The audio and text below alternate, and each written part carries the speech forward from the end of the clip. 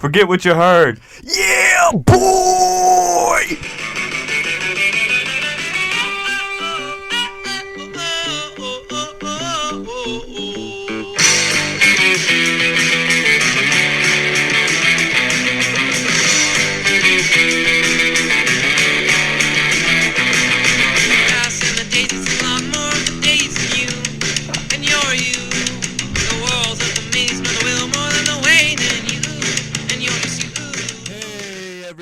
Welcome back to another episode of Forget What You Heard. I'm Aaron. And I'm Luke. Some people say the eyes are the windows to the soul. However, I have come to find out that Luke's belly is the teller of time. On today's episode of Forget What You Heard, wait a second. I gotta hear something before we get this puppy started. The man, the myth, the legend. How you doing, Brother Bear? Say a large majority of the world's population has no clue what's going on, myself included. I'm very happy to be here today. I'm very excited. I feel like this is going to be a wonderful episode. A lot to touch on. It's exciting, man. Last 4 teams in the NFL left. And as we were mentioning before, these are probably the 4 most intriguing, most enticing teams left. And it's going to be a doozy. We're in for a good one. I'm excited to talk about it. Thank you for having me. Hey, man. It's always a pleasure to be here with you, talking sports, talking shop. I want to clarify and give some context to the intro about how I said that Luke's belly was the teller of time. Well, it just so happens that, me and Luke, as the evening's winding down, we have our sports on, watching TV, hanging out, shooting the breeze, shooting the bull, if you would. And, at 6 o'clock, I look over at Luke, and his shirt is a little lifted, and a little bit of his belly showing. I wait an hour or so, and it's about 7:15. I look over again. There's a little more belly showing. Hour goes by. It's 8 o'clock. We're halfway up that belly of his. And 9 o'clock, it's a full moon. It's a full belly. It's full. It's So that's kind of the context to the story of how his belly tells time. I don't know how it happens or why. Luke, do you care to touch? Is that a subconscious thing, or is this something that you're just making sure I know what time it is, or is that just something that happens, just naturally? Yeah, I think it's more of a subconscious thing, but I'll notice it. I mean, obviously you can feel like when your shirt is up a little bit, you feel your belly sticking out a bit, Yeah. So you get that breeze on your skin, you're like, dang, I got to put my shirt back down. But, I mean, like you said, as the time just goes on, it just keeps getting more lifted and lifted. I mean, honestly, there's no reason for it. I couldn't tell you why it happens, and it just ends up being that way, man. Yeah, I just, I noticed it the other day that it seems to happen on a nightly basis. And I was wondering to myself, let's say, we kind of go to bed early. We have to wake up early. Mm-hmm. Let's say we had to stay up till about midnight. Is that shirt coming off? Yeah, I mean, as someone who, sleeps without a shirt, with no shirt on, it makes it a little bit more convenient. I mean, even though I'm subconsciously doing it, by the time I get into the bed, it's all the way up to my shoulders already, so. But I'm saying if we were, like, together watching TV and it was midnight. Nah, it would still be on, I think. Okay. I just wanted to clarify that. Like you said, I mean, as time goes on, it gets raised, and I don't know, maybe it's something I have to be more conscious and aware of moving forward. No, I appreciate it. It helps me know, a roundabout way what time it is. So thank you, Luke. And I think that is a gift. You think so? I think it's your calling. Maybe it is, man. Maybe it is. We'll see. I don't know. I thought it was a funny little thing we could touch on, but we got bigger fish to fry, Luke. Yes, definitely. We've got some fantastic matchups. The NFC Championship, the AFC Championship. We got some storylines. We got some bad blood. And I love everything about this coming up weekend, these coming up matchups. It's gonna be a heck of a weekend. It's gonna be just extraordinary, extravagant, just and perpetually perfect. Yeah, I mean it's gonna be outstanding. I mean all these teams are built to, make it to the Super Bowl, win the Super Bowl. It's just been a heck of a season, man, to get to this point. It's crazy to really say that. I definitely think it's the best four teams left.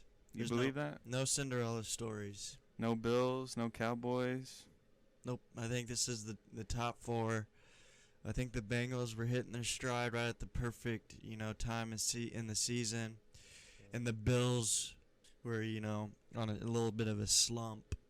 Yeah, the Bills had a lot of flaws in their team. As much as it pains a lot of people to say or think, I mean, they really did.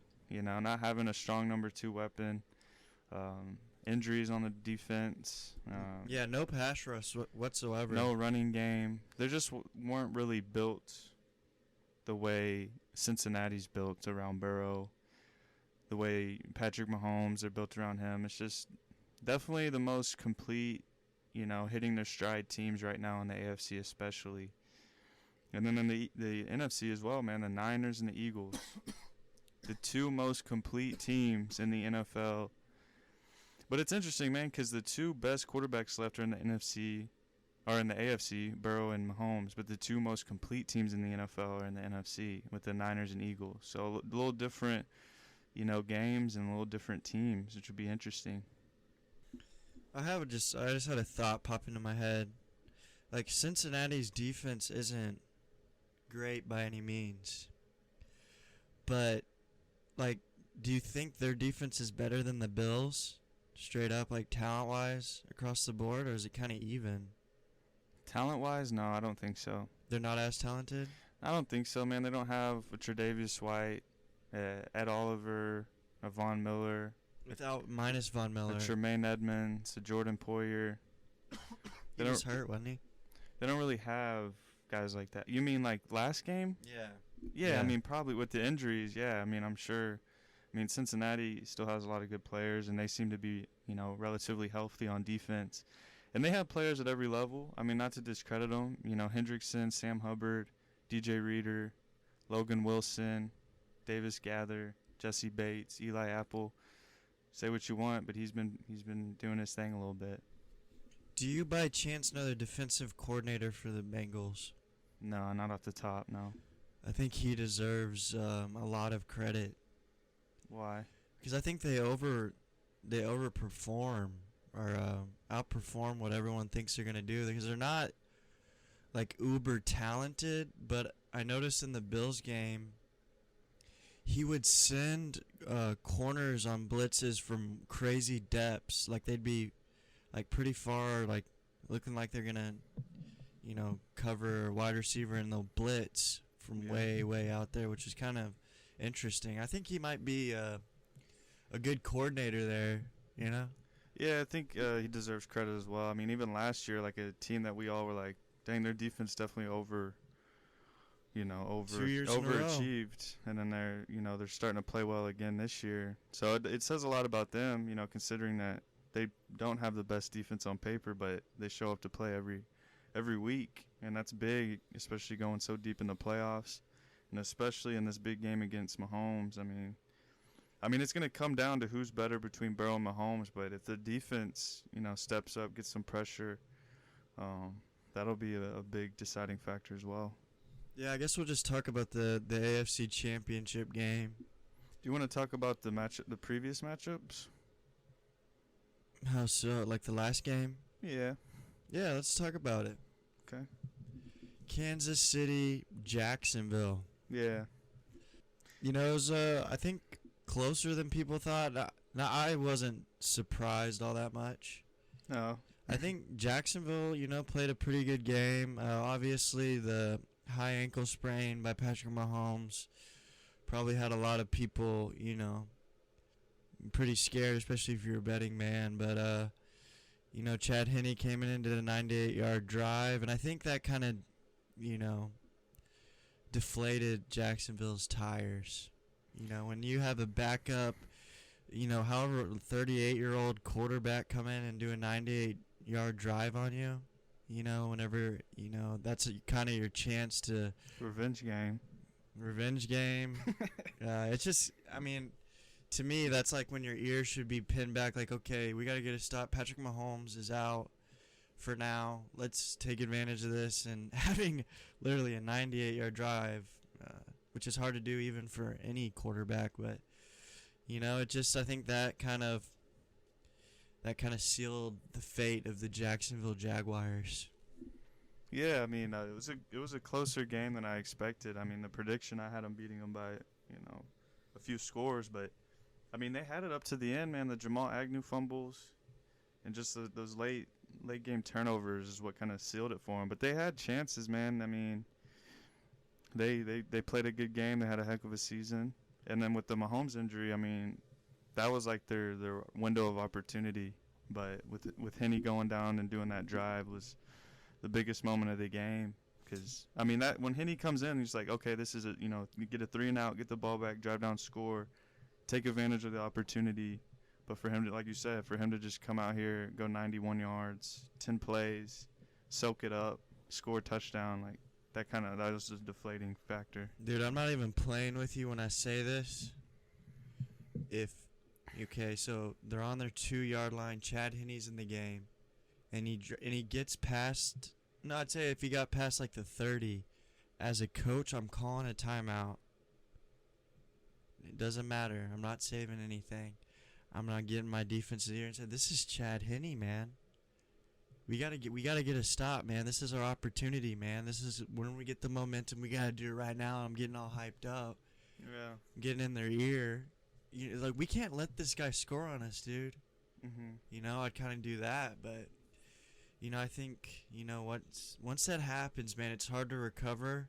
But I'm not taking anything away from the Jaguars. Heck of a season. Doug Peterson, you're my coach of the year. Trevor Lawrence, you're molding into a great quarterback, franchise quarterback. Travis Etienne, I like what you got going on there in Jacksonville. Defense, everything. Christian Kirk, anything. Hats off to Jacksonville. Duval, stand up. Put up a fight to the very end. It is what it is. It's not your year this year. However, watch out for the Jaguars next year. Yeah, I wanted to speak on that since we're going to talk about the Chiefs, a lot later on. But just like Jacksonville and like what they have to look forward to, like, next season and years moving forward. They're getting Calvin Ridley. And I know they have some guys up for contract. I think Evan Ingram, few other names. And then just following, what they do in free agency and in the draft, like building off of what they did this year, addressing those weaknesses, getting better on defense and maybe the O-line. But, having got, weapons, man, they're going to have Ridley, Kirk, Evan Ingram, if they bring him back, they should. Zay Jones, Marvin Jones. That's a solid group. Etienne, maybe get you another number 2 running back. And then just address everything else and build off what you did this year, And, that division was wide open. So, for years and years to come, to have a guy like Trevor Lawrence, the offense that they're capable of having, they can really run that division up for the next 5-10 years. Trevor Stonehenge face Lawrence. Yeah, baby Lucas. Don't you think he has a Stonehenge face? Yeah, he's got that structure built. Yeah, he's got a different look, and I respect him. He's literally a face of a franchise because his face is so big. But anyway, they have a lot of like young talent on defense. Trevon Walker, is Josh Allen on a contract year or something? I don't think so. Okay, that's good. And they got if he was, he should have played better. Young safeties, young cornerbacks. They've spent a lot of money on defense, didn't they? Yeah, they spent a lot of money. And they have year. 2 young linebackers and Devin Olakun. Lloyd and Muma. Olakun too, who's a Olakun, baller. yeah. It's promising. Keep your head up. I don't think there's anything to be ashamed of. Absolutely not. And I mean, yeah, I mean Patrick Mahomes sprained his ankle, and I didn't really get a chance. Was he moving pretty well after the injury? After he got that Man, it was weird because at first he was acting like it was hard, but he scrambled a few times with it. I saw that. I saw it, and he looked fine. I think he was in pain, but he's competing. He's trying to win the game. He probably just sucked it up. But Dude, once they put that, what is it, turmoil, that shot in you, yeah, you don't feel nothing. that's probably what they wrapped it real tight. Yeah. Because I mean, when the video when him falling on him looked like, oh man, that's a sprained ankle if I seen one before. Because it was similar to the Tony Pollard one, but he got a little more weight on his and broke his leg. I think Patrick Mahomes drinks more milk than Tony Pollard. Yeah, maybe so. But high ankle sprain, man, that's bad. Yeah, that's serious. But yeah, I think he'll be. I mean, I'm not really gonna factor it in all that much for the AFC Championship game. Are you? Is that a big factor? His health? Yeah.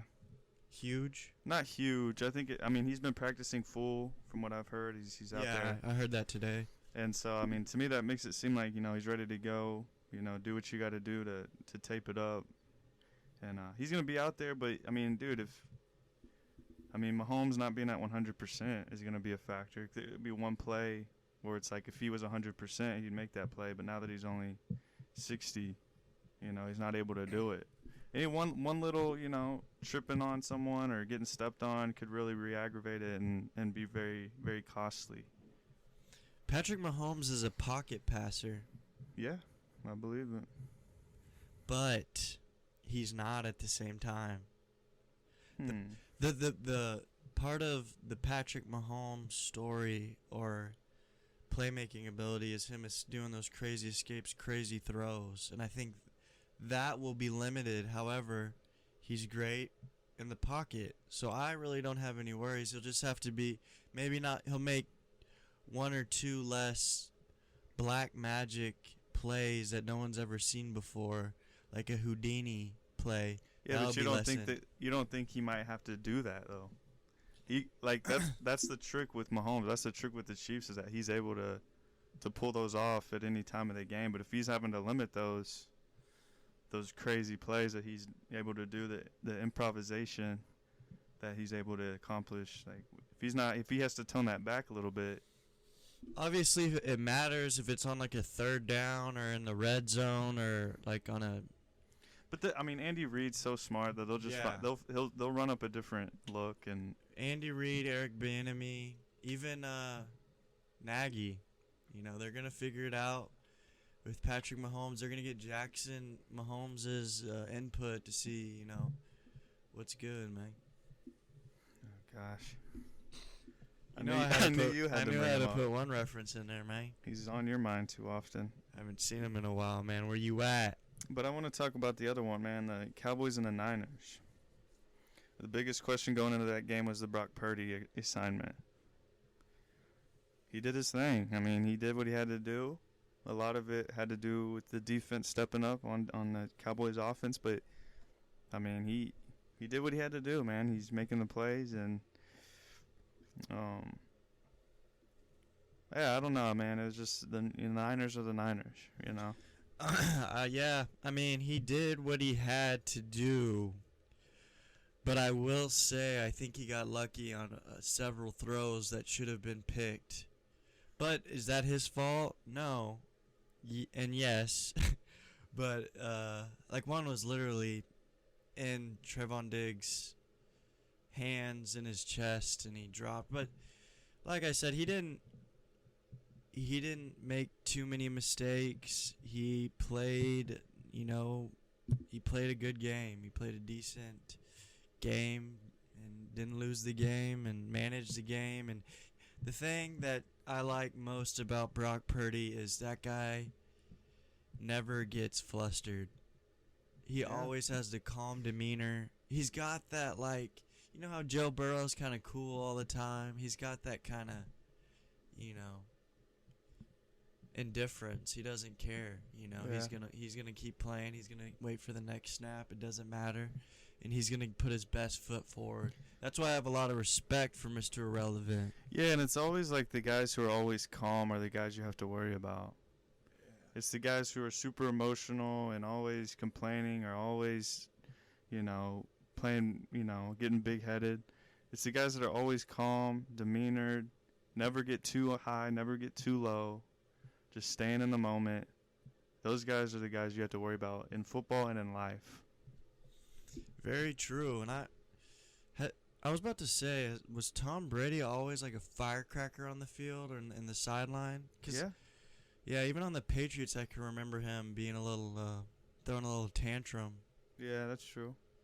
But I think that's once he got a couple Super Bowl Yeah. rings. But I before think, that, I like, think with he was really Brady- cool. With Brady, it was like the expectation. Like, Brock Purdy doesn't have any expectations. He's a rookie, just got in here. But, like, once you get a taste of that Super Bowl, you're doing it year after year. You're the best player on the team. Like, you have to hold everyone up. You have to be a leader. And then I think that's where, like, being that leader and being fiery comes from out of Brady, if you ask me. But, I mean, for the Niners, man, I think what they're just proven is what I guess I could say. I think for, like, the success of Brock Purdy comes from them, like, having that postseason experience, having, Sean McVay, like, a good playoff scheme, and having a deep roster, man. They got players on both sides, so just everything surrounded by Purdy is makes it easy for him, They're definitely beatable.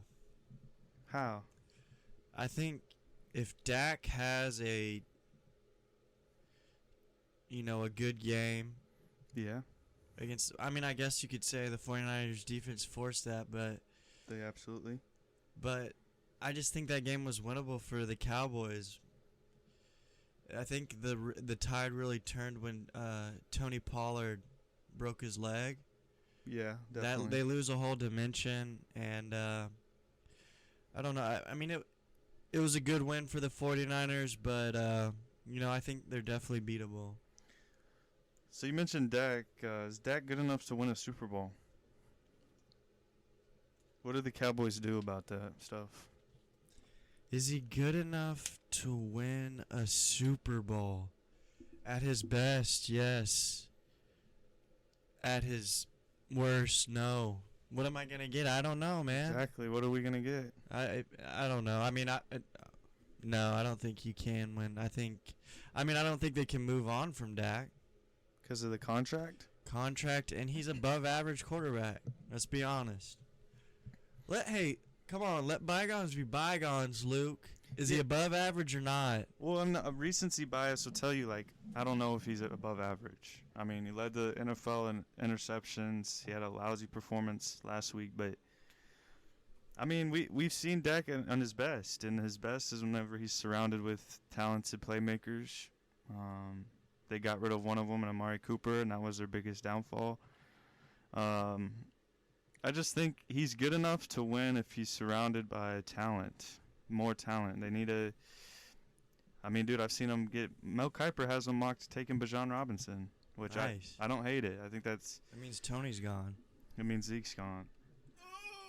But I think what they just surround, Dak can be the guy. You just have to add more. You have to do more for him on the outside. He's not a guy that's going to put the team on his back, win you big games.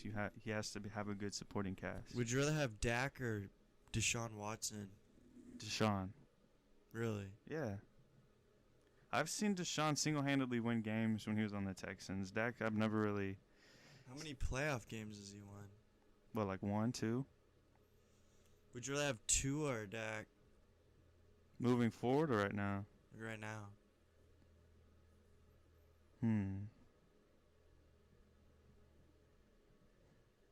Probably Tua. Kirk Cousins or Dak? Dang. Kirk Cousins. Dang, so he's 0 for 3. I'm not. I'd take Dak over Deshaun Watson. I'd take Dak over Tua? Tua. I would consider him over Tua. I wouldn't take him over Watson. And I'd probably the Kirk Cousins one. Because what I've been trying to vision in my head when you ask me that is if putting Deshaun Watson on the Cowboys, I think they're more dangerous. I think he can do more. He can do it with his legs. He can make the same throws. He's not as turnover friendly. Like, I don't know. Maybe. And Deshaun's a winner. Go back to his college days, even on the Texans when they shouldn't have been as good as they were at certain times. I don't know. But we haven't seen that Deshaun Watson since he's come back. Oh, you mean like, yeah, but I'm talking about right now. yeah, I'd rather have Watson. Okay. Fair? Two- Hey, I ain't judging you, man. We're gonna see Watson back. I'm not again. here to judge, man. I'm here to love. Watson's gonna be back. Um, What about the Eagles? the Eagles, man, they beat the living tar out of the Giants. No surprise. I was thinking this game could either go how it did, which is just total domination in every asset of the game, or the Eagles show a little bit of rust, make mistakes, and the Giants hang around, but the Eagles would win the game. And they showed that there was no rust, and they were ready to play, and they might be ready to play for the bowl. Yeah, we ain't gonna get there yet, but You better watch it, because I got a pick on my head. yeah, that was a fun game. Not really if you're a football fan, but Dude, I literally turned it off when it was 28-0. I think it was just cool to see, like, okay, like the Eagles are legit. Like I don't know. It was just they just kind of like went out there. You know, a lot of people were saying, oh, the Giants, you know, they're on a good run. The Giants will have a chance. Blah blah blah. But then the Eagles are like, no, we're gonna show you like we're one of the most complete teams. Like this is a real football team, and just like showed the world like, no, we're legit. And I think that's good for football. And then for the Giants, I mean, they overachieved this year. I know I guess they're basically the Jaguars of the NFC this year. I mean, we didn't think they'd be very good. Daniel Jones was a question mark. Saquon's health was a question mark.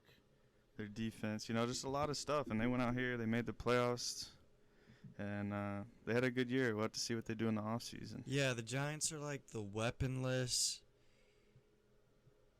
NFC Jaguars. I'd take Saquon over any weapon on Jacksonville. I'm talking like wide receivers, tight ends. Yeah.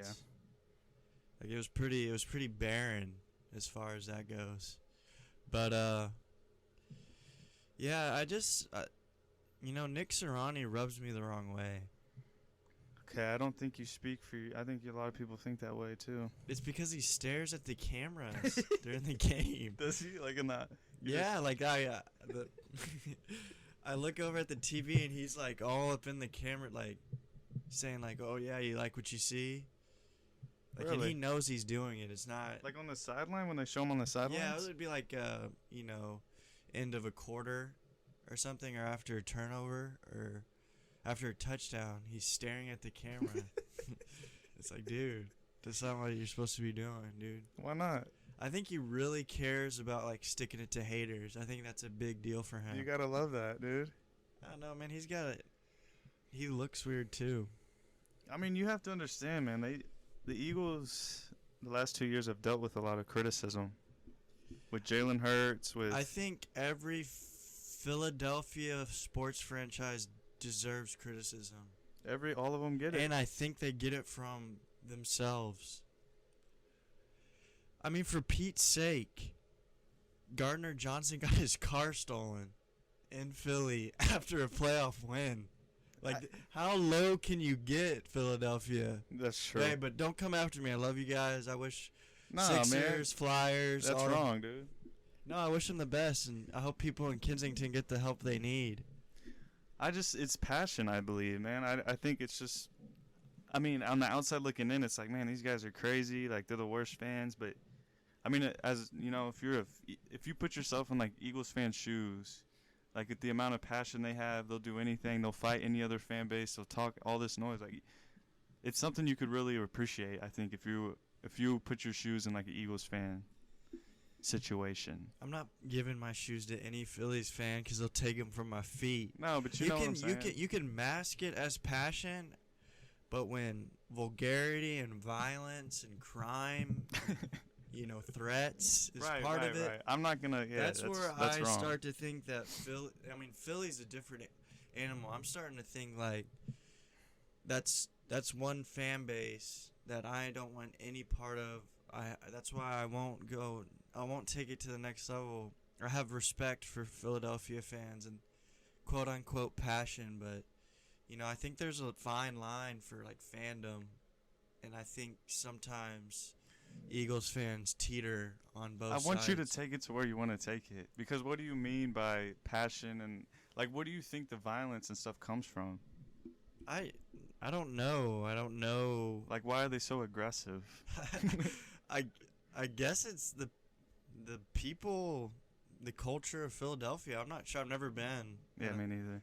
But I've never heard people like you hear like people go to New York and they're like people are mean. They're always in a hurry. But you never hear like people going to Philadelphia and like, oh, the people are mean. Yeah, I don't think so. It's passion. That's why I think it's like just sports, but they're just ultra. They're crazy. They're like ultra like aggressive and like I don't know, toxic masculinity. I mean, see what they did to Ben Simmons. Like even like the Phillies, like they literally ruined poor Ben Simmons' career. Mm-hmm. I watched highlights from the Lakers game, and he is scared to do anything. It's scary. Philly is scary, just based off that stuff, and I think like, but like at the same time, like you have to see like, look what I mean. The Phillies, they went to the World Series. They probably did that because the fans are so like, we have to be good. Like they press so much pressure on management. Same with the Eagles. If you don't succeed in Philly, like you're gonna hear about it like big time. Like your job's not gonna be, you're not gonna have a long leash in Philly. Well, how did they do the process there for the Sixers? I think it was like 4 or 5 years of being the worst team in the league. Right. I wonder how that went. Probably not very good. Probably, if we look back and rewatch the games, there's probably like 3 people in the stands. Yeah. With bags on their heads.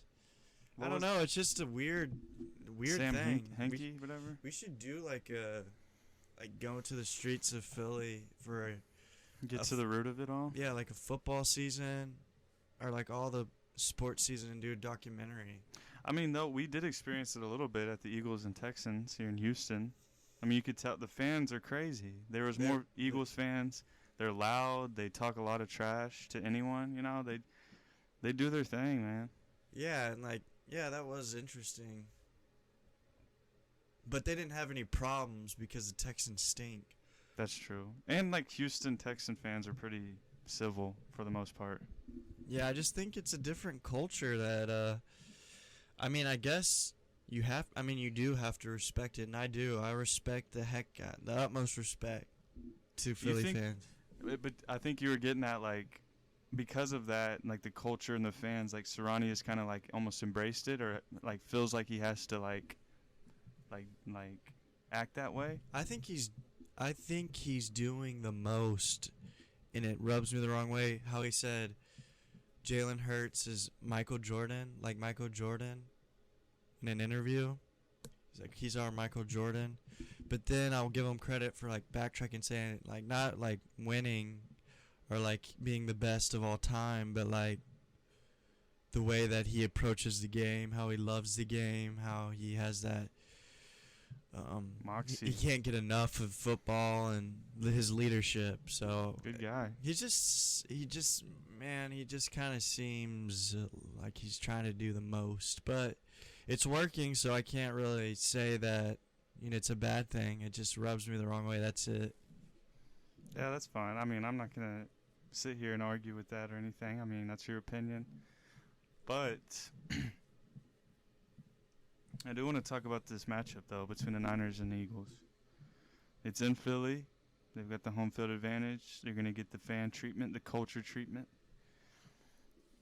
Philly cheesesteak on the rocks, please. Can you give me a bold prediction out of this game? Bold prediction. Not like the final. I mean, it could be a score, but like just one stat or one player or one thing that's going to happen in this game. For either side? For either team, just one that you believe has a chance of happening. Could be crazy, could be stat, could be something that happens. Just whatever you're thinking. I think this game's going to be a blowout. No. Yes. What do you mean? But I won't say which direction yet. Okay, don't say it yet. Because that'll probably... I think it's going to be a lot to a little. Really? Yes. Wow, now you got me sitting on the edge of my seat, curling my toes. Yeah, you better be nervous because it might not be them Seagulls, man. No, man, I'm going out this with unbiased opinion.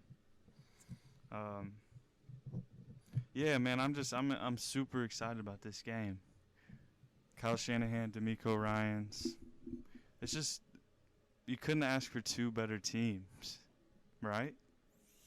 Yeah, this is definitely the belle of the ball. It's gonna be insanity. Yeah, it's a great matchup, and I'm really looking forward to it. But I don't know if you're trying to dance around the question, but what's your bold prediction? Mine? Yeah, how you're trying to get away with murder? So Debo, Christian McCaffrey, and Elijah Mitchell are dealing with injuries this week. They're missing a lot of practice. Minor. I say Brandon Ayuk leads both teams in receiving, goes over 100 yards, and he has a great game. Oh, was that it? That's it. Come on, you call that bold, man? That's pretty bold. He leads over A.J. Brown, Devontae Smith, and he looks good, man. That's fair enough. Devontae Smith, though, is very important in this game. Oh, yeah, I think Devontae Smith is a special wide receiver. One of my favorite players in the NFL. Route running. Yeah, he's small, but, man, he can get open. Great hands, speed, agility, anything you need from a wide receiver. Toughness. You know, he's a little guy. He'll still block for you. On the other hand, A.J. Brown's starting to turn into a little diva again. What do you mean? Quote, I'm not a diva, but I want the ball. Which means equals I'm a diva. No, that's not true. I'll argue that. Dude, he gets the ball. When's the game? He's Okay, not saying he's not getting the ball. He's saying he wants the ball. Well, dude, yeah, y'all are destroying the Giants. You didn't get as much as Devontae Smith or Dallas Goedert, but Is he talking about last game, or is he just saying... why would he just say that? Because I think he's... I mean, We all knew it's not that that AJ serious because it's like... It doesn't... Every receiver... I mean, the receivers aren't going to be like, I don't want the ball. Like, you're going to say, like, I want the ball, you know? I mean, Why would he... He's trying to say, like, I want the ball, but I'm not trying to be like a diva. Like, I'm not trying to be... You know, give me the ball type thing. It's like, I want the ball, man. I want. That's something a diva would say. We all know. He could be a diva, right? But I don't think because of that I don't think that's. It's not a surprise. I mean, this isn't a surprise. A.J. Brown is a diva. Yeah, I'm not gonna argue He's that. cut from the same cloth as DK Metcalf. But that quote, I don't think is diva like. Like if something were to like, Stephon Diggs is now. I used to think he wasn't a diva because of. You know, he showed humbleness by staying on the field of the AFC Championship game with the Chiefs. Yeah. And then he had the blow up. He's a diva. He's tweeting. I think if something were to happen, the Eagles, God forbid, they lose, he doesn't get enough catches, he's going to do the same thing. I guarantee it. What's a better approach? How should they approach it? Get ready for next season. Nothing you say or do after the game is going to change what happened. You lost. Go get better. Go, hug your quarterback. Don't put him under the bus, man. He's just as sad as you are. No, I get that, right? I mean, that makes sense. But it's like you played the whole season, 20 weeks, preseason, training camp, coming down to the last game, and you lose, and you feel like you weren't involved enough. I would be pretty upset as well, I wouldn't show it. I wouldn't yell at my quarterback. I'd probably talk to him in the locker room, hey. But what if the game plan for the other team was to limit getting the ball to Stephon Diggs or A.J. Brown? That's a smart thing to do, and the quarterback has to look elsewhere. No, I know that. 'Cause Yeah, other there's a people lot are- of factors, but I think like players like that, like with Diggs, like we're talking about like the best of the best. We're talking about top 5, top 10. So like, I mean, at any point in the game, like these guys are so good that they're gonna be open a lot, regardless of. I mean, dude, we've seen people single-handedly take over games, knowing darn well that the game plan was to stop them. You know, Cooper Cup. Cooper Cup, Devontae Adams every week. Diggs has done it. Gronk. You know, there's a lot. The list goes on and on. Like, if you're a top player in the game, like, you are what you are. You're the best for a reason. Like, you can single-handedly break games open, and I think Stephon Diggs can definitely Diggs do that. is one of He's those a guys. game breaker. Right. I agree. AJ Brown's one of those guys. But if you, I mean, yeah, I understand. I understand frustration. I understand what it means to be a competitor. But there's a way to do it, man. Yeah. I Maybe agree. behind closed doors, not in front of Yeah, everyone, and no behind tweets. closed doors. Yeah. That's diva behavior. Okay. Larry Fitzgerald would never do that. Never has. Never will. Goat. Yeah, I mean, I wouldn't argue that. He would like take you out. He would, yeah. He would do it in the locker room. That's true. Yeah, he's a But he's like professional's class A. professional. Yeah, he's one of a a class act, man. kind. Goat, Larry Fitzgerald. But yeah, I mean, just getting back to all that. But I mean, yeah, that's But true. no, AJ Brown is super talented. And I think he'll have a good game. I don't even really know why I brought it up. I just read it. It was a little snippet on the laptop. We haven't in really front of me. seen AJ Brown be AJ Brown. I'm wondering if this is the week we see him just pop off. It's been a few weeks. Is he gonna draw the attention of? Travarius Ward. Yeah. DK showed what to do, man. You just got to do it. They got so many weapons. Devontae Smith, is he the best Alabama receiver in the NFL? Yes. Who else is there? Judy? Mari Cooper, Judy, Julio Jones, Waddle? Henry Ruggs. John Mechie? Henry Ruggs. He's in prison. Oh, sorry. They got him in jail. Probably where he belongs, man. Waddle? You don't think Waddle's up there? Ooh. Yeah, Waddle's up there. Amari Cooper's up there. Those are Yeah. like the three. Like Julio Did you doesn't say really Calvin count. Ridley? I hadn't said him. But we don't know what he looks like. Nuh-uh. I mean, I think in totality, his talent, his hands, his attitude, his toughness, he's special. I think he's special to me. I know you. Well, let me ask you: Is he the best Alabama wide receiver in the league? Right now, Yeah. I think I would side more with Amari Cooper. Wrong. Because, I mean, man, yeah, it's crazy to say because, I mean, I'm a big Devontae Smith fan as well. Like, moving forward, I think it's Devontae Smith over Waddle for sure. But I think right now, like, Amari Cooper, They put up the same stats. yeah, they had the exact same numbers this year, which is funny. But, I mean, one's on the Eagles, one's on the Browns. But, I mean, if you take, like, Amari Cooper on the Cowboys, put Amari Cooper in a good situation, like Devontae Smith.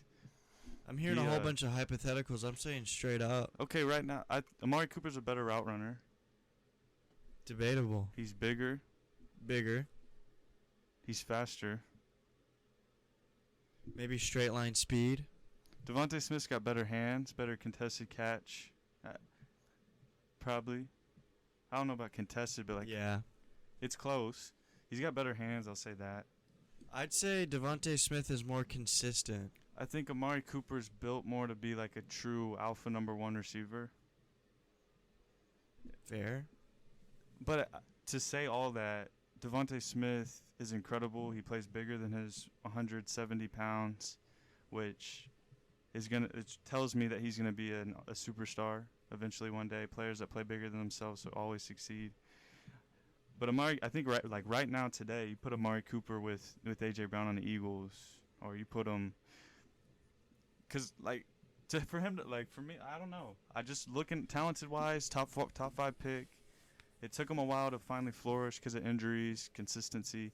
I see the argument with him being less consistent, which is a big deal, but I think situations matter as well. I can see on paper how you could say you put Amari Cooper on the Eagles, it's like a dream team. It's a better 1-2 combination. My rebuttal would be how much of a headache having Amari Cooper and A.J. Brown on the same wide receiver core. See, but this is hypothetical. Because who's going to get fed if... Because Devontae Smith plays his role so well, doesn't complain, does his job. Yeah, but that's not what we're talking about. Who's the better Alabama receiver? We're not talking about... Devontae Smith is more talented, better hands. He's here, he's there. What do you mean? You just gave me a hypothetical. I know, but then I kind of backtracked on it because that's not what we're talking about. Well, I rebutted to your hypothetical. That... He's a headache. He's very inconsistent. He'll hit one game. I mean, look at his home and away splits. That shouldn't. If you're an alpha number one wide receiver, that you shouldn't have splits like that. That big of inconsistency means there's something wrong, and it's Amari Cooper's attitude all the time. What? Why is it his fault all the time? Why do we blame Amari Cooper for all the inconsistency? Because you can look throughout his career. He's had these splits. He's had these droughts. But couldn't it be like attitude problems? Poor quarterback play in away games. Couldn't that be a big factor? Couldn't it be like certain game plans, home and away? It could be different. There could be a lot of factors. If you're an alpha, that doesn't happen. But yeah, it does happen. Who? But like how big of a fact? It happens a lot. Who's if you look at most, who's as inconsistent? But number if you one, look at most receivers, their home and away splits will be different. Well, a lot of them will play better at home. That's I think that's just historically a fact. Your whole career? Yeah. No, who? Is there receivers that away splits are better than their home splits? It's probably very rare. No, it's definitely different, but his is night and day. Like he's missing in his the box whole career score. Or just this year? No, it's been a thing where he goes missing for a really long time. In seasons, he goes through stretches. Why would he just not care at away games? Ask him. Well, no, I'm not saying that. I am saying that because... And it wasn't just away games previously. It was home, away. It was just a stretch of like 6 games where he'd go missing. 3, 4 games. It happened from rookie year till now. I think that's fair. But what I'm saying is that Amari Cooper, the receiver, I would take over Devontae Smith right now as the best.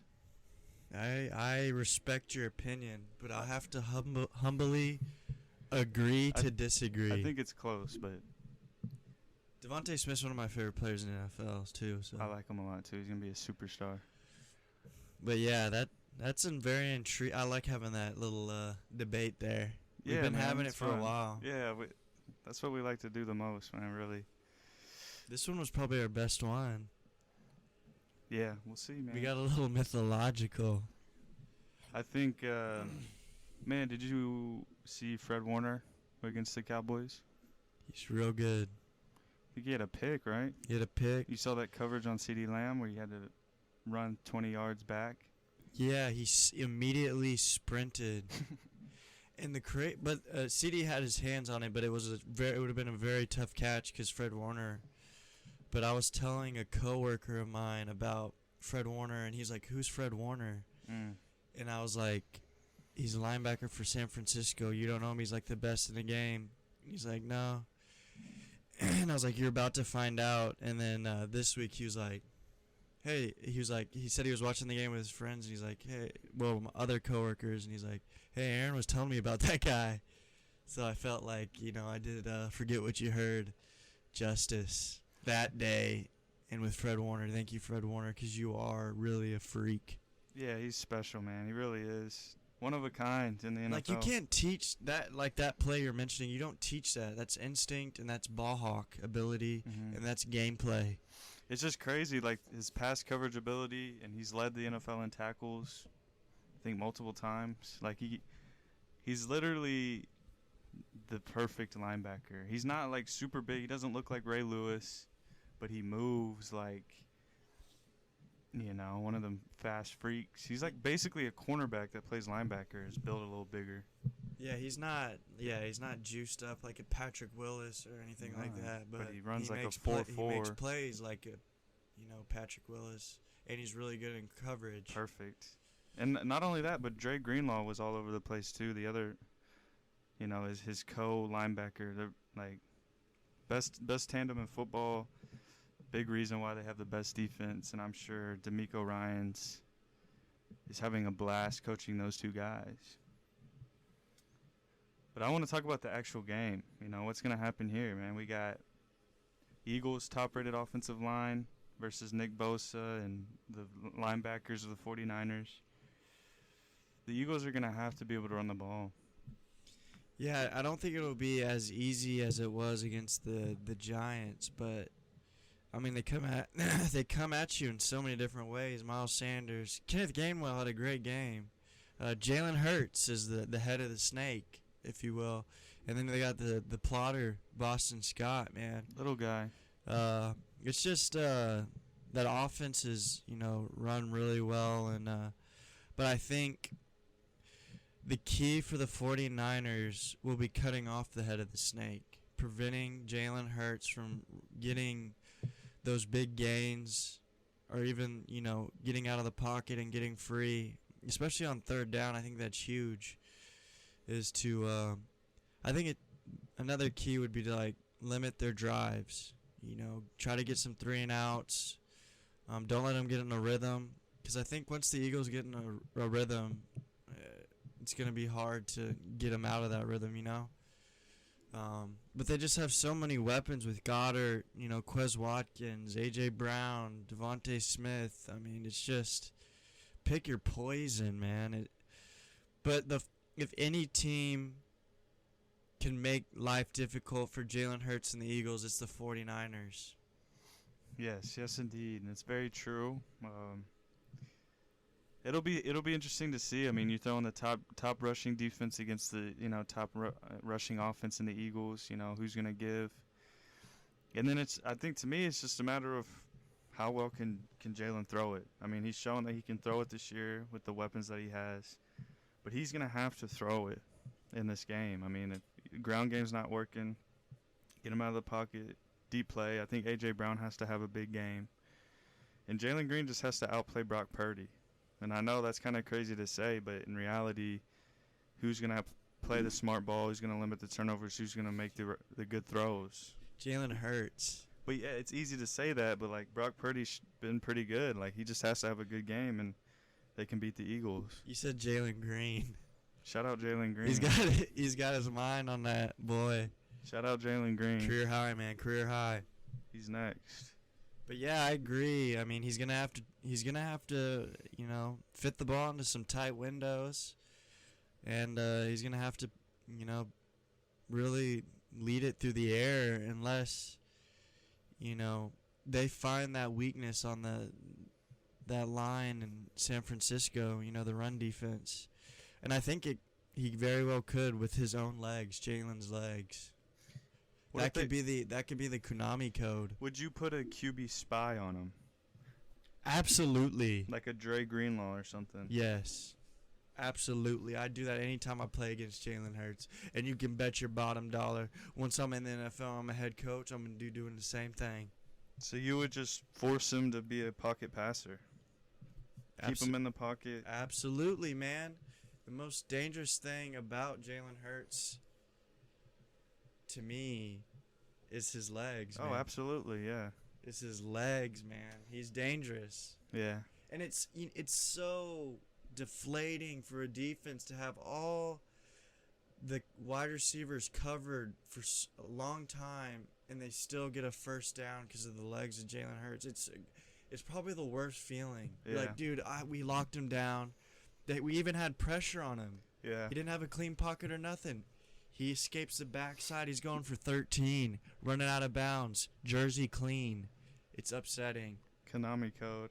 Yeah, and it is, man, because a lot of these corners and linebackers could have amazing games in coverage, and you wouldn't know because it's first down, and it's the Konami code, man. I mean, that's the ultimate thing. That's the way the NFL's moving now. You got to be able to stop them dual threats.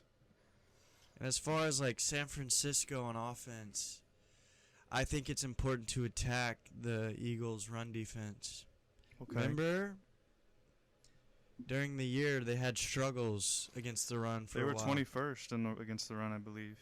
Yeah, so I think the X factor in this game is Elijah Mitchell. We'll see if he plays, man. Is he hurt? He's on the injury report. Him and McCaffrey, yeah. Oh, come on, man. They No have to joke. do that.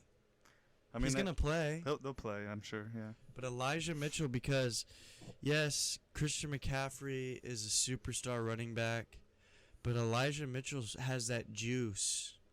That juice that McCaffrey does not have. I'm just saying.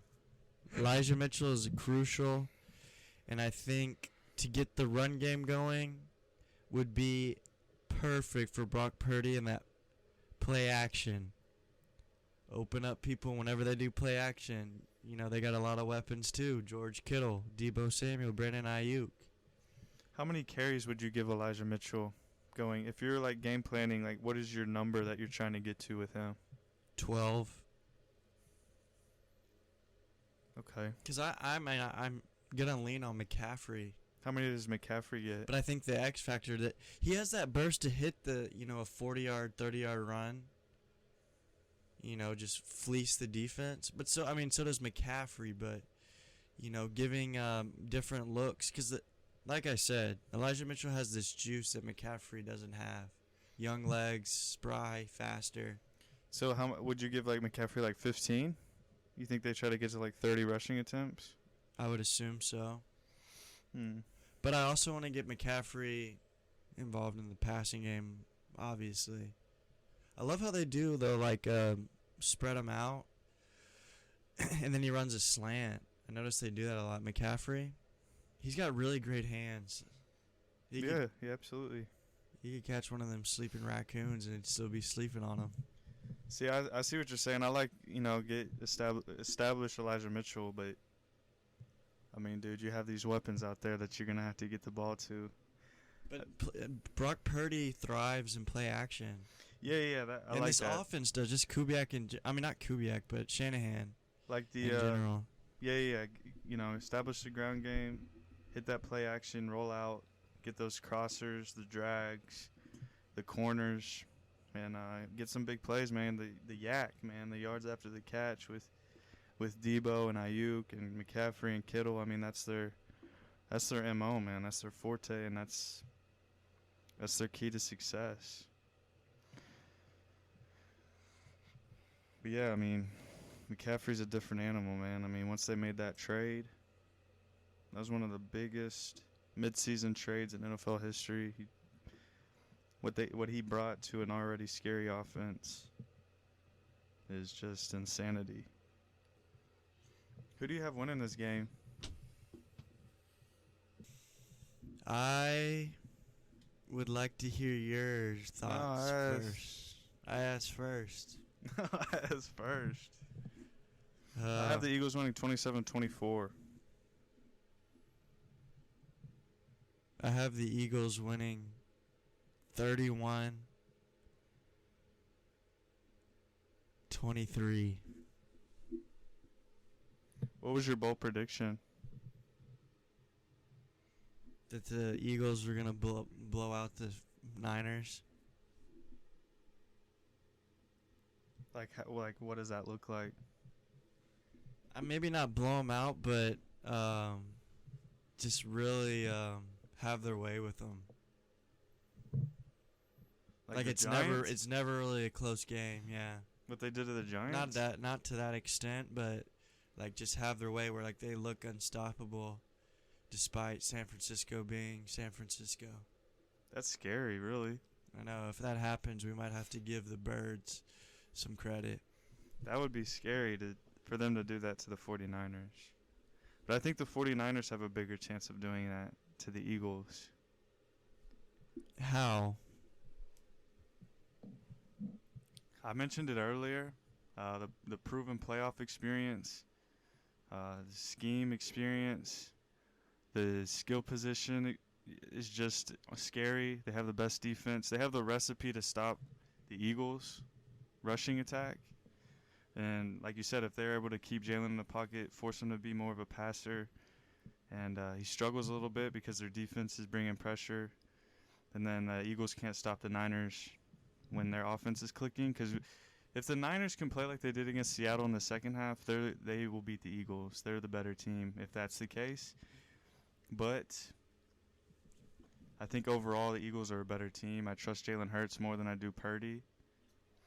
And you just haven't really seen Jalen Hurts perform poorly. I know he hasn't played the Niners. And I would kind of be shocked if he was out-dueled by Purdy in this game. So that's why I think they can squeak it out, but it'll be close. Over 250 yards for Jalen Total? passing. Yeah. He's tossing that ball around. I'd say like 260. Over 50 yards rushing. That's a good one. Because, I mean, you want to say yeah, but I don't know. do the man. I don't know Niners, if I can do does that DeMeco Ryans know what's going on? Because, I mean, dude, Fred Warner and Dre Greenlaw are freaks. Like, if you put them on, like, a QB spy and are able to execute, then he won't have 50. But I'll say he'll get 50. I'm going to go under with that one. Really? But I'll go over 250 passing. Okay, I like that. I think I would lean that way. But he'll get, 40, 45 yards. Yeah. Because I think, dude, DeMeco Ryan is going to put a spy. Yeah. And they're both. He's a I mean, linebacker. I think it's going to be Greenlaw, don't you think? Yeah, Fred Warner's too valuable to do that. He's got to do other things. Yeah, he's got to guard Devontae Smith. Dallas Goedert. Or Jimmy Ward, maybe. I don't know, man. It's going to be such a battle. I'm so excited. What was it, 31-23 for me? Yeah. What was yours? 24-27? Yep. The line is 2.5 for the Eagles, so I took the Eagles by 3. Mine's kind of a bold statement, isn't it? Yeah, I like it, though, man. You know I do. I know, but I'm usually not this way. All right, let's get over to this other game. Hey, don't stop me and don't ever question my masculinity. Looking like a woman.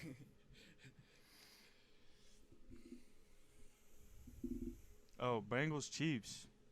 We got the Burrow, and then we got the Jackson Mahomes. Is it going to be in Burrowhead Stadium? No, isn't it in Arrowhead? Burrowhead, man, because he owns Patrick Mahomes and the Chiefs. He's only 3-0. I think that's what scares me. Why? Talk about it. I think that, he's 3-0. Everyone's like, oh, he's got the Chiefs number. But I don't think that's necessarily true, ladies and gentlemen. I think that, things come around, and whenever you catch the Chiefs on the bad day, and I don't think we pointed this out, but Joe Mixon looked really good against the Bengals. Against the Bills, I'm sorry. They established a run game. It's hard for me to say that Burrow's going to go into Arrowhead against Andy Reid, maybe at 80%, 90% Patrick Mahomes, and just take another game from Patrick Mahomes' cold, dead fingers. Yeah, what was the big thing with Trevor Lawrence was that he's like 56-0 on Saturdays. And he's like, oh. Shoot, that ended, didn't it? Yeah. Dang. See, that's why it's like you can relish in the moment, like it's a great accomplishment, but it doesn't last forever. You can't roll that into this game. It's a whole new game. I think that's bulletin board material for the Chiefs. Exactly. They're calling it Burrowhead Stadium. That's disrespectful. And Andy Reid, and they're saying Andy Reid, eats a lot. That's bulletin board material. Mm-hmm. They're saying he doesn't just eat a lot, that he's obese. And that's fighting words for Andy Reid. No, that's exactly what I was getting at. It's a great point. Is like the Chiefs know they were going to be here in the offseason. Like they did what they did in the offseason to get to this point to face the Bengals again. They've been, like you said, they bulletin board. They had this up at the beginning of the year. We're going to see the Bengals again here. They beat us last year, right, to get in the AFC Championship. They have yet to beat them with Burrow. You know how badly they want this game. They left a bad taste in their mouth. Dude, it's just that extra fuel. Like that's gonna get them. That's gonna give them that extra fire to get into it. It'll hit me out. Last week snow game, in Buffalo. They got the ground game going. They made the right plays. Week before, they played the Baltimore Ravens without Lamar. They struggled. I mean, what was it, 19-9 or 7 or something like that? They've given up the most sacks this year, the Bengals, 55. Their O-line's been beat up. I know they've had some guys step up, there's flaws here on both teams. I mean, Mahomes is beat up. Their defense is pretty average. But, same with the Bengals. It's just, like I said, I think it comes down to Burrow and Mahomes. But this is the thing that distinguishes the two. Joe Burrow is a big moment type of guy. That's Joe Burr. He's gonna rock out with his shades on. He's him. He's gonna come with a lamb coat on, looking big, talking big. And then Mahomes. I mean, Mahomes is a special player, but he's dealing with that, mobility stuff. So I mean, can Mahomes at 80%, outduel Joe Burrow? Yes. Yes, absolutely. And he will. You think so? Yeah, I'm gonna pick the Chiefs. You think so? In Arrowhead, this is like we've been talking about. There's a lot of bad blood. Let's not beat around the bush. There's some bad blood. Yeah, even Kelsey on this podcast was talking like that's the one team like we want to play them again. Yeah, like the Bengals have put a target on their back because, no offense, they're young. They kind of let their mouths do a lot of chirping. I'm not gonna lie to you, Joe Burrow would rub me the wrong way if I was like a player in the NFL. A lot of people rub you the wrong way, huh? Just because he's so cool. And if there was a team with Nick Sirianni, Amari Cooper, and Joe Burrow, you would despise that team. Amari Cooper doesn't rub me the wrong way. I just don't like him. Oh, okay. There's a big difference. Okay, I understand. Joe Burrow I like, but that his persona, like he said, I'm him.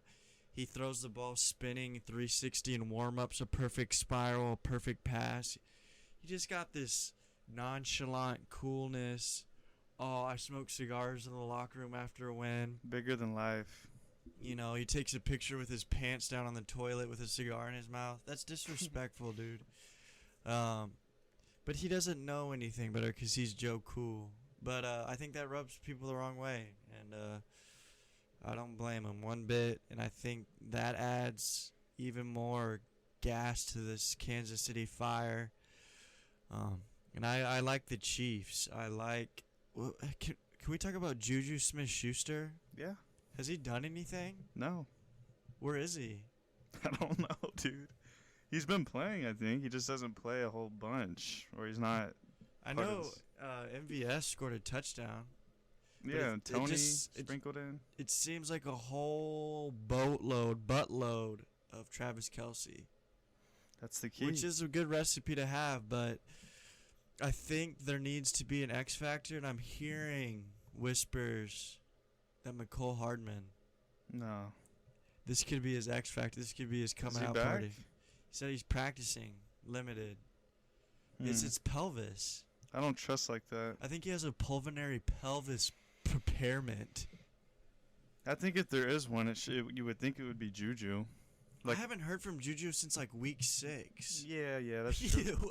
But what happened? But like you get a guy like maybe he's not where he is, but you get a guy like Juju in the offseason for these games where you can, Kelsey's gonna be doubled. MVS is literally an average guy. And you have, Tony, you sprinkle in, you'll give him, 4 or 5 touches, so maybe he'll make a big play. But then you have that one guy, whether it be Juju, whether it be Sky Moore, just somebody that, ends up with like 8-9 targets, right? Yeah. Like someone that you just, pepper a little bit, he's becomes reliable in a big game like this. And maybe it is Juju. Maybe we do see a sighting of Juju with a pretty solid game. That would be cool. It'd also be cool if Isaiah Pacheco went for 150 and 2 touchdowns. He's my X factor. He's got to be, but I was trying to go way out on a limb. But what about Jerick McKinnon? Is there any? He's more of like the receiving guy. He's another guy, but But I he think could be potentially a big factor. Pacheco has that home run hitter that We need to see that home run. he could get if he could have that one big play that like Dude, he could keeps change hitting, the game. he keeps hitting doubles and triples. We need to see the home run from Isaiah Yeah. Pacheco, and I think he might hit one He could hit one. because could, we man. haven't seen that one where he busts through the seam for 60 untouched. He had that one run last week where he kind of bounced it outside, like running up the sideline. He got knocked out at like the 2. I don't want him to get knocked out. But you can see that juice. You can see. He runs like a Neanderthal looking for a bison, baby. Yeah, like he's angry. Like he's trying to. I like him a lot. You know how I feel about him. I think for them to really have just like a balanced offense against a high-powered Bengals, kind of keep possession. Like you need to establish Pacheco. He needs to have, a 15 carry game, and he's able to do some work with those carries, man. That would be huge for the Chiefs. What's the key or the X factor for the Cincinnati Bengals? That's a good question. JoJo? T. Higgins? I think it could be T. Higgins. I would say it's either T. Higgins or Boyd. Yeah, I think I would go with T. Higgins because he's been kind of He incognito. only had like 3 catches last week. Because Jamar Chase is going to be Jamar Chase. Joe Burrow is going to be Joe Burrow. Joe Cool. Joe Slick. Whatever you want to call him. I got respect for him. I didn't mean to. If anyone got angry about me saying mean things, I didn't mean it like that. Nah, get your own. How about that? How about this? You be quiet before you talk Maybe to it's me. Hayden Hurst. I was going to say that, but he has red hair. Hey, come on. Red people don't deserve credit either. Red. That's a red herring you just laid out to me. But I think it's probably T. Higgins because I think the Chiefs' defense is very vulnerable. I know Chris Jones, maybe Frank Clark can get some pressure. But I think T. Higgins, if he has a nice game, scores a touchdown and stuff. Yeah, he could be a big factor in this game, thinking about it. Because Jamar Chase is going to be the guy they're going to be targeting. Double down, no big plays, keep him in front of you.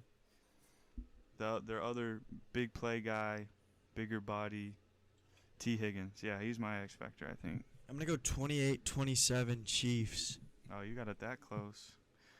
Dude, there's still a lingering feeling in the pit of my plums that I want to pick the Bengals, but I just can't do it. I think. Did you know who's whispered in my ear? Jackson. Yeah, I know he is. He's in your head all the time. It's hard. See, I think it makes it difficult because the Bengals have beaten them 3 straight times. Beat them last year. Joe Burrow's a big moment guy. Will history repeat itself? That's the thing. And then Mahomes isn't 100%. So I have a feeling it's not going to be as high scoring. Like, for some reason, it's going to be, like, pretty low, in my opinion. I'm usually wrong in most things. But I'm going to say it's, like, 24-20. 24-20 Chiefs. 24-20 Chiefs. So we went chalk, me and you. Do I want to count? Do I want to go against Joe Burrow? It's hard, man. Like, they could potentially go out there and whoop Kansas City's butt from limb to limb. I don't What see if it. Patrick Mahomes looks real bad? I don't see it. What if he needs a medic? I don't think so.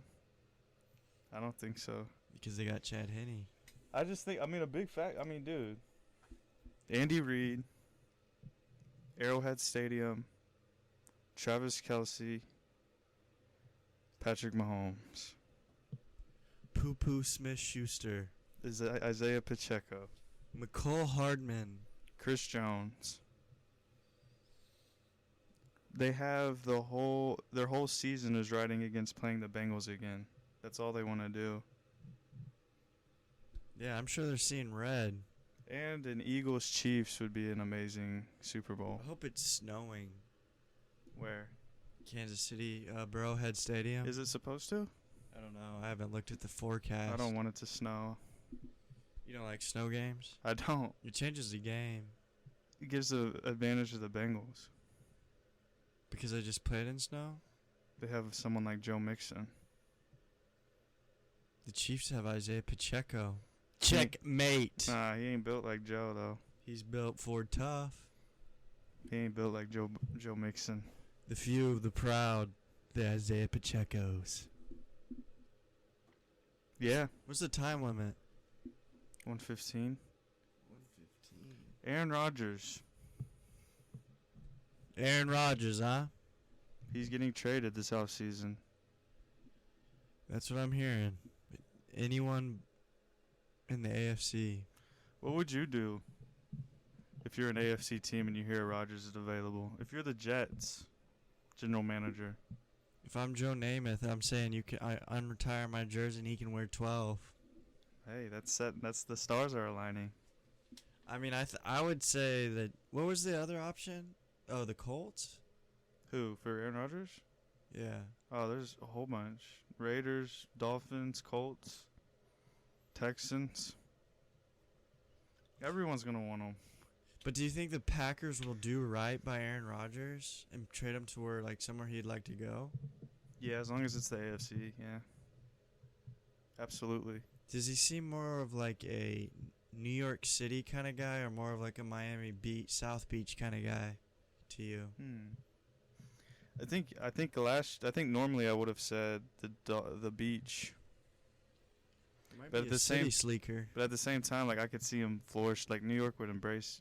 Like, does he seem like a guy who cares about like being embraced? Where you think he's just like cool with whatever. I think he's done ayahuasca, so he's killed his ego. So maybe he He doesn't wants care. to win football, but I think that doesn't make sense because all he wants to talk about is himself. Sounds like he's a New York Jet to me. Yeah, New York. I think Dude, because think about it. I'd like him the best on the Jets. Think about it from Aaron Rodgers' standpoint, right? All the teams that are available get to go to New York to the Jets, a team that hasn't been relevant in a long time. They haven't had a quarterback like Aaron Rodgers himself in a long time. That's the missing piece, according to everyone in New York. Since Mark Sanchez. You go. So if I'm Aaron Rodgers and I go to New York and I play Aaron Rodgers football, New York's going to embrace him. They're going to love him. You know how, like, New York fans, when they have a guy like that, you know, like a Patrick Ewing or, like, they become huge. They become immortal. They become embraced. Yeah, exactly. Like, and it just seems like something Aaron Rodgers would probably look at. I don't know. I would be okay with him going to the Jets. Yeah, I mean, if I'm the Jets, I'm doing what I got to do to get at Rodgers. And I'm doing what I got to do to get Darren Waller. For some reason, I think he's going to get fleecy and go to Nashville. Oh, that's interesting. He seems like a Nashville kind of guy. Go to, like, the Johnny Cash Museum every week. I could see the Tennessee Titans. Go to the Country Music Stars Museum every week. That's interesting. Go to Martin's. The Titans don't have much to offer, though. I would not go there. I guess Mike Vrabel. They don't have wide receivers. Traylon. Draft one. 2. Robert Woods. They got that. What's his name? Chigmo? Chigu Konkwu. That's one of my favorite players. Aaron Rodgers to the Jets. Darren Waller to the Jets. Call it a day. They have Tyler Conklin. He's not Darren Waller. Darren Waller's not Tyler Darren Conklin. Waller to the Lions. Is he a free agent? No, but they say they might try to move some pieces. Hunter Renfrow and Darren Waller. What if Brady goes to LV? Not sure. That'd They be- have Foster Moreau. They'll be fine. I'm very, very intrigued by this offseason in many, many different ways. The draft, free agency, all this quarterback carousel that's going on. Head coaching. Head coaching carousel. There's just so much going on. And you know what? Forget what you heard is going to be the first one on the story. Where does Dan Quinn end up? Dan Quinn. Didn't Cardinals. Yeah, didn't Where does D'Amico Ryans end up? Denver. Really? No, I don't know. Come on, I need you to give me some predictions, man. I don't really predict head coaches. Where does Evero, the DC of the Broncos, end up? I don't know. Mike Kafka. I wasn't in the interview room, dude. I don't know how they interviewed. You dude. don't have predictions? No, dude. Come on, man. Who has predictions for head coaching? I've got a few. Kellen Moore. Kellen Moore, Carolina. Wait, see? Yeah, we're playing with fire a little bit. I like that one. Kellen Moore doesn't deserve a head coaching job. Yeah, I wouldn't. Frank Wright, Carolina. I hope he goes to Baltimore as the OC. Bring Lamar back. Lamar ain't gonna be there. Where's he going now? No, he's gonna be there. Atlanta. That would be sick. I saw that and I said, please, bring the Dirty Bird back. Be like Mike Vick.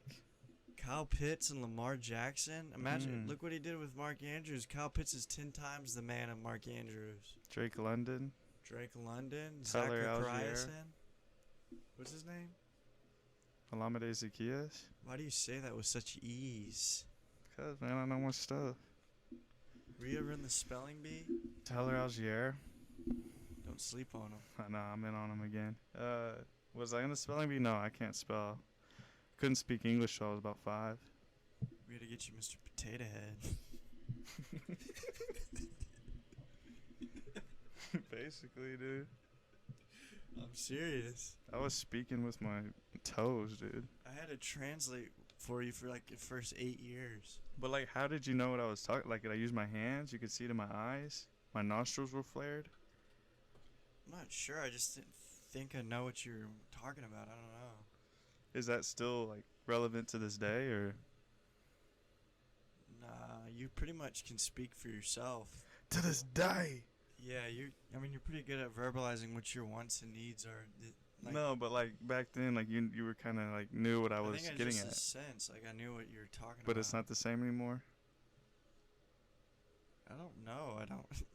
I can't think of a time where I felt I needed it. Like, I knew what you were talking about. No one else did. It was just when you were very little. No one understood you except for me. Yeah, I've been thinking about, like, bringing that back for, like, Not the next 5 years of my life. I'm not translating for you. I ain't wiping your butt. Come on, man. What does a man have to do?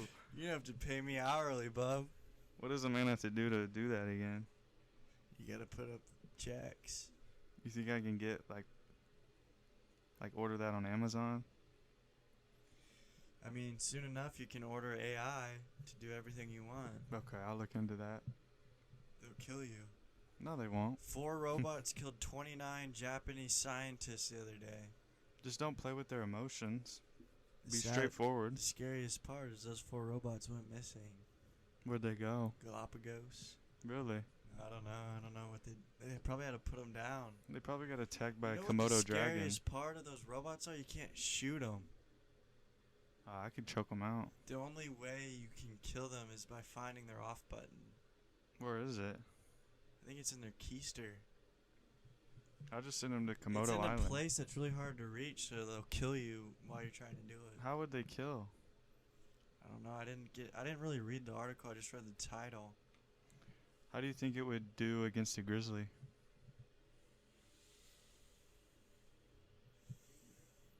Grizzlies never lost. You think they've experimented with that before? Can we be the first? To put an AI against a grizzly? Yeah, just like lock them in a room for a few hours. Dude, I really think that would be like a freaking blood-curdling, disturbing match. I don't know if I'd want to watch. No, we wouldn't watch. We would just show up like 3 hours later. It'd be like a bloodbath in there, dude. Why? Because I think the AI would be put up a pretty good match. The AI would destroy it. Well, what if they're not strong? What if they're like human strength? The grizzly's gonna kill it. How? Because, Like break its yeah, like stomp like on its head. with this. With the pure, swipe. actually, yeah, there's no question a grizzly would beat AI, unless they made like a rock, the Rock AI, Like super with strength. like stronger than any like gorilla. How did the robots kill those scientists? I didn't read the article. I wish I would have, but I don't know. You think it was a weapon, or they just? I think they fleeced them. What do you Obviously, something went wrong there. I'm not sure. They did something dirty, man. Dude, just think about it. I mean, they either did it with hand-to-hand combat or they poisoned their drinks. Shot them, knifed them. Could have been a mental match, huh? But you guys out there gotta stop making them robots that you can't control. You need to have an off button in your hand at all times, in case that thing starts to get a little crazy and violent. Mm-hmm. Especially domestically, you need to put that thing on off quick. Yeah, I think like beforehand we have to really figure out like what their weaknesses are. But the sad part about our human race is that they're probably trying to find the one that can never be beaten, like the best AI of all time. Like a Sully? Yeah. What was that one? iRobot? Sonny.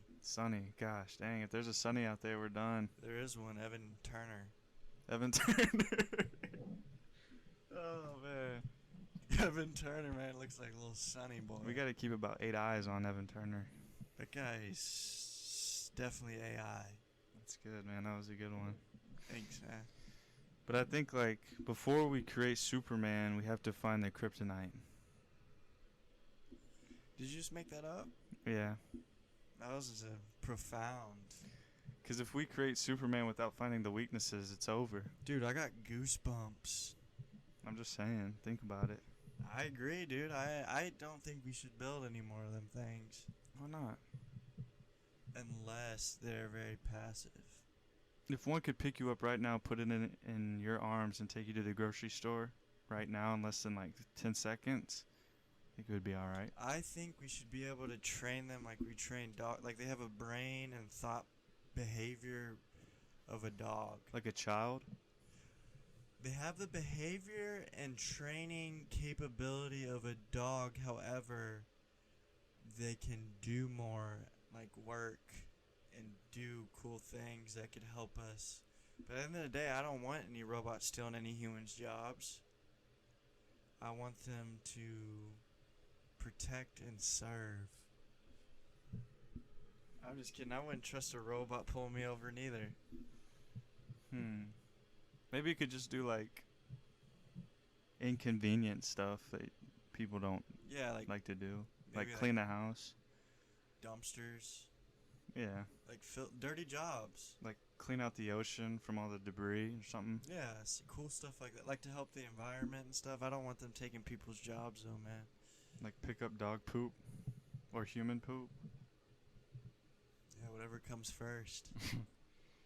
Or just like create farms. Yeah, I mean, I think they could be useful, but at the end of the day, we gotta find a happy medium with AI. What about Jethro Tull? Aqualung. Yeah, I think you've got your mind in the right spot, man. Thank you. I will never be pro AI. What if one was dancing? I mean, I'm all for robot entertainment. What about emotional connection with them? Not a chance. I ain't giving them a chance like that. Why? What if your best friend is a robot? You ain't even known it yet. I think people would make fun of me. Why? But it wouldn't matter. Well, they're making them look like humans, but I don't think they can necessarily really do all that we do. Can you? I mean, I'm sure you can have an emotional connection. That's kind of scary. I don't like it. I mean, there's AI rappers now. Who? I don't know. I forgot the name, but I think he released a song. Really? Yeah, I'm not joking. Is it the guy that goes? I don't know. I haven't listened. I just read that an AI was releasing an album or something or a song. Well, it's been nice, boys. I'll tell you what. Yeah. No. Oh, are we hanging up? No, I was just saying like for the. Your SoundCloud clears Lover. No, it's been nice on this world. No, man, we're not gonna let him take us alive. We're not gonna live very long. We're not gonna let him take us alive. I don't know. It'll be fun at the end of the day, I think. Yeah, as long as we, keep them cordial. Keep it cordial. I don't want any violence. As long as we work our 9 to 5, spend all our money at the grocery store, go back to work, go to sleep, we'll be Spend just money fine. on gas. We'll just be just fine. Hey, dude, someone's got to stimulate the economy. Oh yeah, that's the most number one thing. It's just the world we live in, man. There ain't it ain't pretty and it ain't nice. But, you gotta find those in-betweens where, you're thankful to be around and you're thankful for the people around you. Wow, that's very By true. golly, we're not gonna be here forever, alright? Mm-mm.